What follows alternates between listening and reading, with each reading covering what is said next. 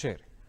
Shri P N Narayanan, ഇപ്പോൾ ലോകത്തിലെ തന്നെ ഈ പറഞ്ഞതുപോലെ ഇന്ത്യക്ക് നേട്ടമുണ്ടാകുന്നു, മറ്റു രാജ്യങ്ങൾക്കും അതുപോലെ തന്നെ ആക്സസ് ചെയ്യാനുള്ളൊരു അവസരം ലഭിക്കുന്നു എന്ന രീതിയിൽ പറയുന്നു. ഒപ്പം ലോകത്തിലേക്കും തന്നെ ഏറ്റവും അധികം കൺസ്യൂമേഴ്സ് ഉള്ള രാജ്യങ്ങളിലൊന്നും ഇന്ത്യയാണ്. എന്തും വാങ്ങാനായി തയ്യാറായി നിൽക്കുന്ന ഒരു വലിയ ജനത നമുക്ക് മുന്നിലുണ്ട്.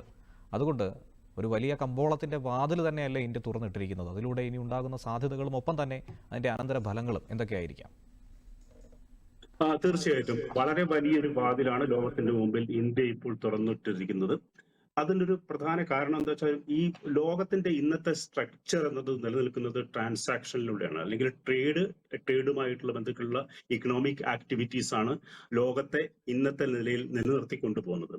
അത് പ്രത്യേകിച്ചും സെക്കൻഡ് വേൾഡ് വാറിനൊക്കെ ശേഷം ഇവോൾവ് ചെയ്തുള്ള ഒരു ട്രേഡ് സിസ്റ്റം ഉണ്ടായിരുന്നു.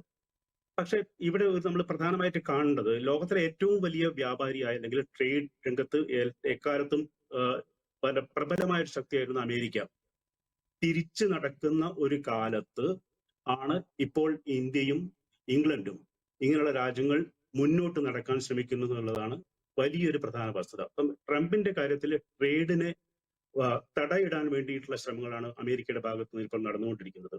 അതായത് വലിയ രീതിയിലുള്ള നികുതി ചുമത്തിക്കൊണ്ട് ആഗോള ട്രേഡ് സംവിധാനത്തെ മുഴുവൻ ഒരു തരത്തിലുള്ള അട്ടിമറിച്ചുകൊണ്ടുള്ള പല നിലപാടുകളും പല സമയത്തും ഒരു കൺസിസ്റ്റന്റിയും ഇല്ലാതെ ട്രംപിന്റെ ഭാഗത്തു നിന്നും ഉണ്ടാകുന്ന ഒരു സാഹചര്യത്തിലാണ് ഇത്തരത്തിലുള്ള ഒരു സ്റ്റെബിലൈസേഷന്റെ ഒരു സാധ്യത ഇന്ത്യ, ഇംഗ്ലണ്ട് പോലുള്ള രാജ്യങ്ങൾ മുന്നോട്ട് വെക്കുന്നത്. അപ്പൊ അതിന്റെ വലിയൊരു ഒരു സാധ്യതയാണ് ഇപ്പം ഈ ഫ്രീ ട്രേഡ് എഗ്രിമെന്റ് എന്ന് പറയുന്നത്.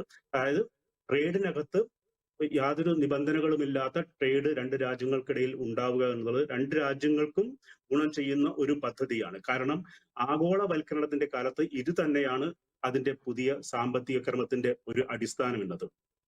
ഇത് പറഞ്ഞ് നിർത്തുമ്പോൾ തന്നെ നമുക്ക് പറയാനുള്ള വേറൊരു കാര്യം, ഇത് ഒരു പക്ഷേ ലോകത്തിലെ തന്നെ ഏറ്റവും വലിയ ഒരു ട്രേഡ് ശക്തിയാണ് ബ്രിട്ടൻ എന്നത്.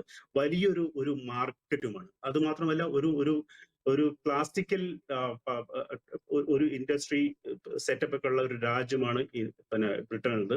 നമ്മൾ ഉദാഹരണമായി FTA ഇതിനു മുമ്പ് നമ്മുടെ ഓസ്ട്രേലിയയുമായിട്ടും ഉണ്ടായിട്ടുണ്ട്, UAE ആയിട്ടുണ്ടായിട്ടുണ്ട്, മറ്റ് പല രാജ്യങ്ങളുമായിട്ടും ഉണ്ടായിട്ടുണ്ട്. പക്ഷെ അതിൽ നിന്നൊക്കെ കമ്പയർ ചെയ്ത് നോക്കുകയാണെങ്കിൽ ഇന്ത്യ, ലണ്ടൻ അല്ലെങ്കിൽ ഇന്ത്യ UK ഈ ഫ്രീ ട്രേഡ് എന്ന് പറയുന്നത് വലിയ രീതിയിലുള്ള വാതില് യൂറോപ്പിലേക്ക് മുഴുവൻ തുറന്നിടുന്നുണ്ട്.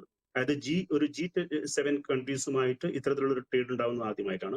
ഇത് മാത്രവുമല്ല, ഇപ്പൊ നേരത്തെ ജോർജ് ഒക്കെ സൂചിപ്പിച്ച പോലെ നമ്മളിപ്പം യൂറോപ്യൻ യൂണിയനുമായിട്ടെല്ലാം ഇത്തരത്തിലുള്ള ട്രേഡിനുള്ള ശ്രമങ്ങൾ നടത്തിക്കൊണ്ടിരിക്കുന്നുണ്ട്, അതിന് നെഗോസിയേഷൻ നടന്നുകൊണ്ടിരിക്കുന്നുണ്ട്. പക്ഷെ അതുകൊണ്ട് തന്നെ ഈ സെറ്റപ്പ് അല്ലെങ്കിൽ നമ്മളിപ്പം ഈ ബ്രിട്ടനുമായിട്ട് ഉണ്ടാക്കിയിരിക്കുന്ന ഈ ട്രേഡ് എന്നത് ഒരു ടെംപ്ലേറ്റ് ആയിട്ട് പല രാജ്യങ്ങൾക്കും ഉപയോഗിക്കാൻ സാധ്യമാണ്.